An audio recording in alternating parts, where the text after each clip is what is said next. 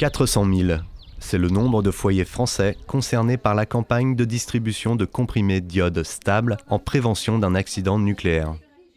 Lancée en février, l'opération a pour objectif de délivrer dans un rayon de 10 km autour des centrales des comprimés d'iode pour remplacer les capsules distribuées il y a 7 ans et qui sont arrivées à péremption. À la pharmacie de Berneval-le-Grand, commune située à quelques kilomètres de la centrale de Penly en Seine-Maritime, on distribue les comprimés, mais on informe aussi la population. J'ai reçu ça dans ma boîte aux lettres, en fait, c'est les comprimés d'iode. Oui. Okay. Et est-ce que vous savez à quoi ça sert ? Mais je crois que c'est pour protéger la glande thyroïde, c'est ça ? C'est ça, oui. En fait, la thyroïde est une glande qui est très avide d'iode. Oui. Donc, s'il y a un rejet dans l'atmosphère, il y a de l'iode radioactif dans les rejets. L'iode radioactif, il fait des dégâts, un risque de cancer. D'accord. Donc, en fait, on nous demanderait de prendre ces comprimés-là juste avant pour saturer la thyroïde en iode. D'accord. Pour éviter justement que les iodes radioactifs s'installent, en fait. Voilà. Je vous remercie. Bonne journée. À vous aussi, au revoir. Au revoir. J'ai reçu dans ma boîte aux lettres le papier qui me dit qu'il faut que j'aille chercher l'iode. Après, j'étais pas vraiment convaincu, quoi. Je me suis dit, en cas d'explosion, ça servirait pas à grand chose. Au final, c'est pour les fuites radioactifs. La dame vient de m'expliquer pourquoi et je comprends l'intérêt du coup. On a eu quand même beaucoup de gens au mois de février. Souvent, les gens nous disent de toute façon, ce sera trop tard, ça va exploser. Alors donc, on les rassure qu'il n'y a pas de tremblement de terre normalement dans la région. Il y a eu une réunion d'information au préalable au mois de janvier, il me semble. Tout le monde n'a pas pu y aller, donc du coup, c'est nous qui prenons le relais pour informer les clients. On ne ressent pas vraiment d'inquiétude. Il y en a même qui ont oublié où ils ont mis leur ancienne boîte, donc ça ne les inquiète pas du tout. Non. Ici, à Berneval, les habitants n'imaginent pas vivre leur propre Fukushima. Mais sont-ils réellement informés des risques ? J'ai participé à la réunion pour informer la population sur la façon d'utiliser les pastilles d'iode et réellement leur utilité. Par rapport à la commune nouvelle, on ne pourrait pas dire qu'on soit très très nombreux. Par rapport à la commune de Berneval, on dirait qu'on était environ 30 à 40%.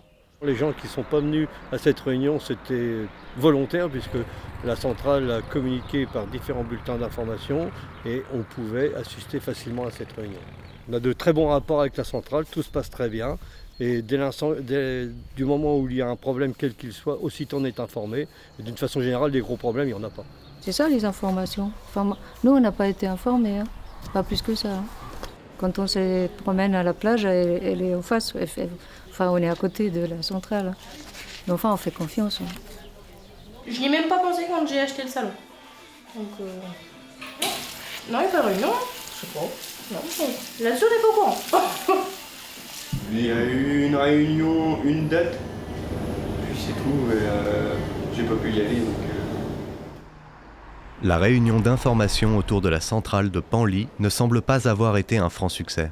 Pourtant, à Berneval, ils sont plus nombreux que les années précédentes à être venus retirer leurs comprimés. 1350 boîtes délivrées depuis le début de l'opération.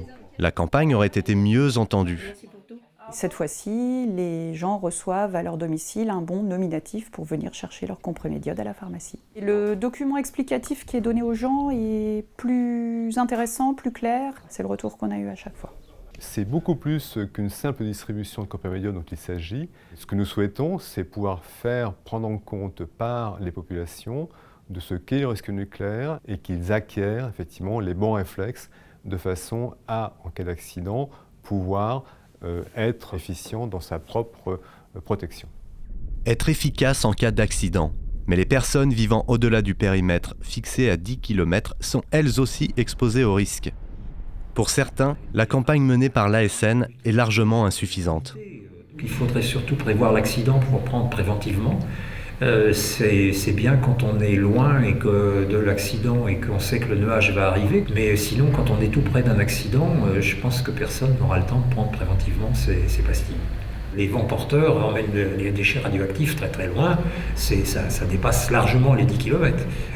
Imaginons un accident à Nogent-sur-Seine, un vent du sud-est porte la radioactivité vers Paris, et on va distribuer quelques millions de plaquettes comme ça spontanément dans les rues de Paris. Je pense que c'est inimaginable.